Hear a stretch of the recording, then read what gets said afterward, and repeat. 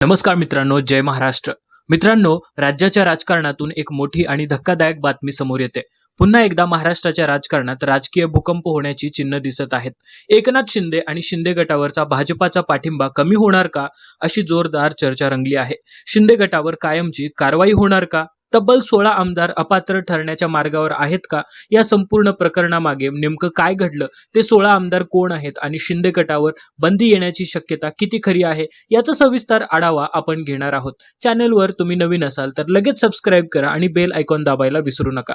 तर आता आपण सुरुवात करूया नेमकं काय घडलंय ते समजून घेण्यासाठी. गेल्या 1.5 ते 2 वर्षापासून उद्धव ठाकरे यांच्या नेतृत्वाखालील शिवसेना, उद्धव बाळासाहेब ठाकरे पक्ष आणि एकनाथ शिंदे यांच्या शिंदे गटातील शिवसेना यांच्यात पक्ष आणि चिन्हाच्या मुद्द्यावरून थेट सुप्रीम कोर्ट ऑफ इंडियामध्ये कायदेशीर लढाई सुरू आहे. या प्रकरणात अनेक वेळा सुनावणी झाली, पण प्रत्येक वेळी पुढची तारीख देण्यात आली. उद्धव ठाकरे यांना अशी अपेक्षा होती की लवकरात लवकर अंतिम निर्णय होईल आणि पक्षाचं मूळ चिन्ह त्यांना परत मिळेल.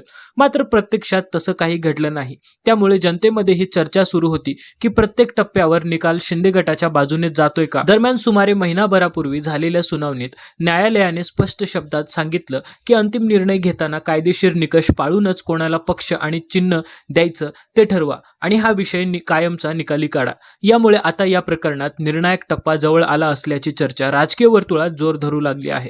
कारण या संपूर्ण प्रकरणात राहुल नार्वेकर यांनी विधानसभा अध्यक्ष म्हणून घेतलेल्या निर्णयावरून मोठा वाद निर्माण झाला होता. विरोधकांचा आरोप असा होता की त्यांच्या अधिकाराच्या मर्यादेबाहेर जाऊन पक्ष आणि चिन्हाबाबतचा निर्णय एकनाथ शिंदे यांच्या गटाच्या बाजूने दिला गेला. त्यानंतर राज्याच्या राजकारणात खळबळ उडाली आणि सत्ता समीकरण पूर्णपणे बदललं. मात्र त्यानंतर झालेल्या विविध निवडणुकांमध्ये उद्धव ठाकरे यांनी आपल्या निष्ठावंत शिवसैनिकांना सोबत घेत पुन्हा संघटन उभं केलं. अनेक आमदार निवडून आणले, खासदारही मोठ्या संख्येने विजयी झाले आणि काही ठिकाणी महानगरपालिकांमध्येही त्यांचा प्रभाव दिसून आला. या निकालांमुळे राजकीय समीकरणांवर पुन्हा चर्चा सुरू झाली. आता हे संपूर्ण प्रकरण पुन्हा निर्णायक टप्प्यांवर आलं आहे. पुढील 8 दिवसात होणारी सुनावणी अत्यंत महत्त्वाची मानली जाते. या निर्णयावरून उद्धव ठाकरे यांना काय दिलासा मिळतो, शिंदे गटाचं पक्षचिन्ह टिकतं की नाही आणि भाजप पुढे कोणती भूमिका घेणार, याकडे संपूर्ण राज्याचं लक्ष लागलं आहे. पुढील आठवड्यात होणारी अंतिम सुनावणी राज्याच्या सत्ता समीकरणात मोठा बदल घडवू शकते, अशी चर्चा सध्या राजकीय वर्तुळात जोर धरते. या पार्श्वभूमीवर भाजपाने शिंदे यांच्या डोक्यावरचा हात काढल्याची ही चर्चा रंगली आहे. दुसरीकडे कायदेतज्ञांच्या मते उद्धव ठाकरे यांना पक्षचिन्ह परत मिळण्याची शक्यता नाकारता येत नाही. ही घडामोड केवळ एका पक्षापुरती मर्यादित नाही, तर ती संपूर्ण महाराष्ट्राच्या राजकीय भवितव्याचा मार्ग ठरवू शकते. त्यामुळे या राजकीय नाट्याकडे राज्यभरातून बारकाईने लक्ष ठेवलं जात आहे. या सत्ता संघर्षाची पार्श्वभूमी पाहिली तर 2022 मध्ये मोठी उलथापालथ झाली. एकनाथ शिंदे यांनी काही आमदारांना सोबत घेत बंड पुकारलं आणि तत्कालीन सरकार विरोधात भूमिका घेतली. या राजकीय घडामोडींमुळे सरकार कोसळलं आणि अखेर उद्धव ठाकरे यांना मुख्यमंत्री पदाचा राजीनामा द्यावा लागला. त्या क्षणापासून सुरू झालेला हा संघर्ष आता अंतिम टप्प्यावर येऊन पोहोचला आहे आणि पुढील निर्णय महाराष्ट्राच्या राजकारणात नवपर्व सुरू करू शकतो. त्यानंतर शिंदे गटाने भाजपसोबत हात मिळवणी करून सत्ता स्थापन केली. एकनाथ शिंदे मुख्यमंत्री झाले तर देवेंद्र फडणवीस यांनी उपमुख्यमंत्री पद स्वीकारले. राज्यात पूर्णपणे नवीन सत्ता समीकरण निर्माण झालं आणि राजकीय चित्र पलटलं. मात्र या सत्ता बदलानंतर लगेचच कायदेशीर लढाई सुरू झाली. शिवसेना नेमकी कोणाची, पक्षचिन्ह कोणाला मिळणार, बंडखोर आमदार अपात्र ठरणार का, हे सर्व पक्ष न्यायालयात गेले. या संपूर्ण प्रकरणात सुप्रीम कोर्ट ऑफ इंडिया यांची भूमिका अत्यंत निर्णायक ठरली. सर्वोच्च न्यायालयाने विविध टप्प्यांवर सविस्तर सुनावण्या घेतल्या आणि काही महत्त्वाचे निर्देशही दिले. न्यायालयाने स्पष्ट केले की आमदारांच्या अपात्रतेबाबत अंतिम निर्णय घेण्याचा अधिकार हा विधानसभा अध्यक्षांकडे आहे. यामुळे कायदेशीर आणि राजकीय संघर्ष समांतरपणे सुरू राहिला आणि आता अंतिम टप्प्यावर येऊन हा संघर्ष निर्णायक वळण घेणार का, याकडे सर्वांचं लक्ष लागलं आहे. त्यानंतर हा संपूर्ण विषय विधानसभा अध्यक्षांकडे गेला आणि 16 आमदारांच्या अपात्रतेचा मुद्दा पुन्हा एकदा केंद्रस्थानी आला. आजही सर्वात मोठा प्रश्न हाच आहे, हे 16 आमदार अपात्र ठरणार का? कायदेतज्ञांच्या मते जर विधानसभा अध्यक्षांनी कठोर भूमिका घेतली असती तर 16 आमदारांना अपात्र ठरवण्याची शक्यता होती. मात्र तसा निर्णय झाला नाही. याच निर्णयाविरोधात उद्धव ठाकरे यांच्या वकिलांनी पुन्हा सुप्रीम कोर्ट ऑफ इंडियामध्ये धाव घेतली आणि न्यायालयीन लढाई सुरुवात केली.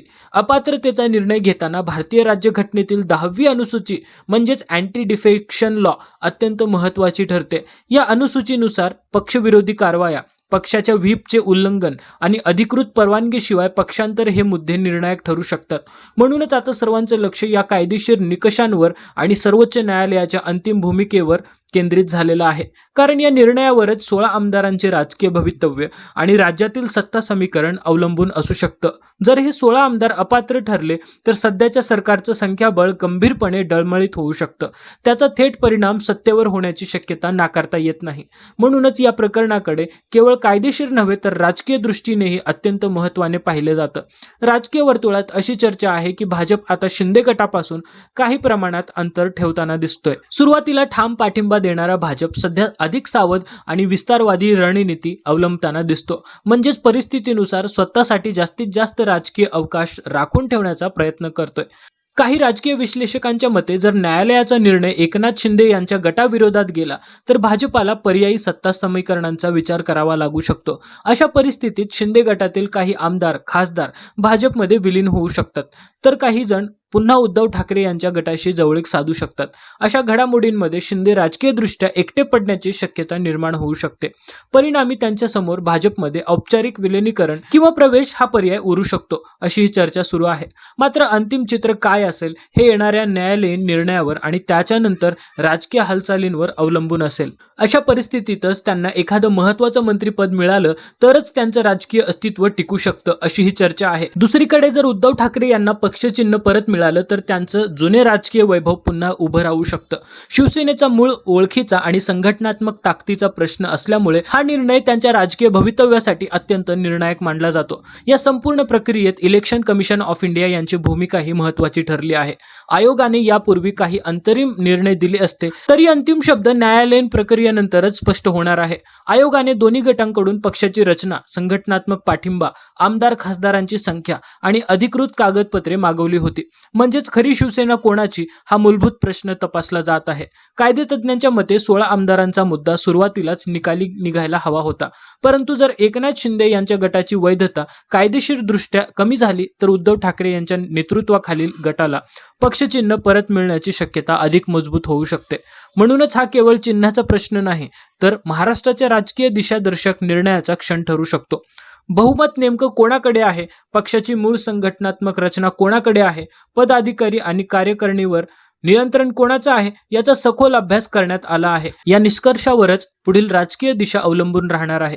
इलेक्शन कमिशन ऑफ इंडिया यांच्या भूमिकेमुळे पुढील निवडणुकीचं राजकीय भवितव्य ठरू शकतं. कारण पक्षाची अधिकृत ओळख आणि चिन्ह यावरच जनतेसमोरची प्रतिमा आणि मतांचं ध्रुवीकरण अवलंबून असतं. त्यामुळे सध्याची सत्ता समीकरणं डळमळीत होण्याची शक्यता नाकारता येत नाही. जर निर्णय उद्धव ठाकरेंच्या बाजूने गेला तर त्यांना पुन्हा एकदा राजकीय बळकटी मिळू शकते आणि संघटनात्मक पुनर्जीवनाला वेग येऊ शकतो. उलट एकनाथ शिंदे यांच्या गटासाठी हा मोठा राजकीय धक्का ठरू शकतो. संविधान तज्ञाच्या मते हा निर्णय केवळ महाराष्ट्रापुरता मर्यादित राहणार नाही. भारतीय राज्यघटनेतील 10व्या अनुसूचीच्या अंमलबजावणीबाबत हा निर्णय भविष्यातील पक्षांतर प्रकरणांसाठी मार्गदर्शक ठरू शकतो. जर कठोर कारवाई झाली तर भविष्यात कुठलाही गट सहजपणे बंड करण्यापूर्वी 10 वेळा विचार करेल असा स्पष्ट संदेश देशभर दिला जाऊ शकतो. म्हणूनच हा निर्णय केवळ एका पक्षाचा किंवा राज्याचा नसून भारतातील पक्षशिस्त आणि लोकशाही व्यवस्थेच्या स्थैर्याशी थेट संबंधित आहे. राज्यातील जनतेमध्ये या संपूर्ण प्रकरणाबाबत प्रचंड उत्सुकता आहे. काही जणांना वाटतं की न्यायालयीन प्रक्रियेतून न्याय मिळालाच पाहिजे तर काहींना हा केवळ राजकीय शक्ती परीक्षेचा भाग वाटतो. पण पुढील आठवड्यात होणारी अंतिम सुनावणी मात्र अत्यंत निर्णायक ठरणार याबाबत बहुतेकांचं एकमत आहे. विधानसभा अध्यक्षांचा निर्णय, त्यावर झालेला न्यायालयीन हस्तक्षेप आणि पडद्यामागील राजकीय हालचाली या सगळ्यांचा एकत्रित परिणाम महाराष्ट्राच्या राजकारणात मोठा भूकंप घडवू शकतो.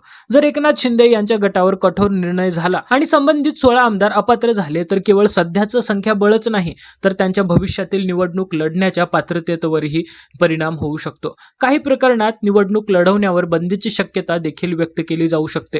अशा वेळी भाजपाची भूमिका काय असेल हा मोठा प्रश्न आहे. जर उद्धव ठाकरे यांना पक्षचिन्ह परत मिळालं तर उद्धव ठाकरे आणि भाजपामधील जुना राजकीय संघर्ष पुन्हा एकदा उफाळून येऊ शकतो आणि जर शिंदे यांच्या हातातून पक्षचिन्ह गेलं तर त्यांच्या राजकीय प्रभावाला मोठा धक्का बसू शकतो. इतकं की राज्यातील सत्ता केंद्रात त्यांची ताकद लक्षणीयरित्या कमी होऊ शकते.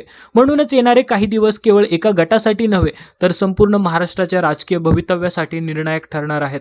जर पक्षचिन्हाचा निर्णय शिंदे गटाविरोधात गेला तर त्यांच्या अनेक आमदार खासदार पुन्हा उद्धव ठाकरे यांच्या सोबत येऊ शकतात अशी शक्यता व्यक्त केली जाते. अशा परिस्थितीत ठाकरे गटाची संघटनात्मक आणि राजकीय ताकद अनेक ठिकाणी वाढू शकते. या सर्व प्रश्नांची उत्तरं आता लवकरच स्पष्ट होणार आहेत. महाराष्ट्राचं राजकारण सध्या अत्यंत निर्णायक टप्प्यावर उभा आहे. पुढील काही दिवस राज्याच्या राजकीय इतिहासात नोंदवले जातील यात काही शंका नाही. या राजकीय महाभारतात अंतिम विजय कोणाचा होणार याकडे संपूर्ण राज्याचं लक्ष लागलं आहे. अनेक कायदे तज्ज्ञांच्या मते अंतिम निर्णय ठाकरे यांच्या बाजूने जाऊ शकतो, कारण पक्षचिन्हाचा प्रश्न केवळ संख्याबळावर नाही तर पक्षाची मूळ ओळख, संघटनात्मक सातत्य आणि ऐतिहासिक वारसा यावरही अवलंबून असतो. इलेक्शन कमिशन ऑफ इंडिया यांनी दिलेल्या आधीच्या निर्णयावर आक्षेप घेतला जातो. विशेषतः पक्ष आणि चिन्हाबाबत अधिकारांच्या मर्यादांचा प्रश्न उपस्थित केला जातो. ठाकरे गटाचा दावा असा आहे की पक्ष आणि चिन्ह हा वारसा त्यांना बाळासाहेब ठाकरे यांच्या नेतृत्वातून मिळालेला आहे आणि तो केवळ तांत्रिक कारणांवर दुसऱ्या गटाला देणं चुकीचं ठरू शकतं. आता अंतिम निर्णय काय होतो हे न्यायालयीन प्रक्रियेनंतर स्पष्ट होईल, पण एक गोष्ट निश्चित आहे मित्रांनो, हा निर्णय केवळ गेल्या काही काळापासून भाजप आणि शिंदे गटांमध्ये अंतर्गत तणाव असल्याच्या चर्चा सातत्याने पुढे येत आहेत. काही ठिकाणी एकनाथ शिंदे यांच्या गटातील नेत्यांनी स्पष्टपणे म्हटलं की त्यांच्या बंडामुळेच भाजपला सत्ता मिळाली आणि देवेंद्र फडणवीस यांना सत्तेचा मार्ग मोकळा झाला. या पार्श्वभूमीवर दोन्ही पक्षांमध्ये श्रेयवाद, सत्ता वाटप आणि राजकीय प्रभाव यावरून पडद्यामागे संघर्ष सुरू असल्याचं बोललं जातं. त्यामुळेच आता भाजप अधिक सावध भूमिका घेत असल्याची चर्चा आहे.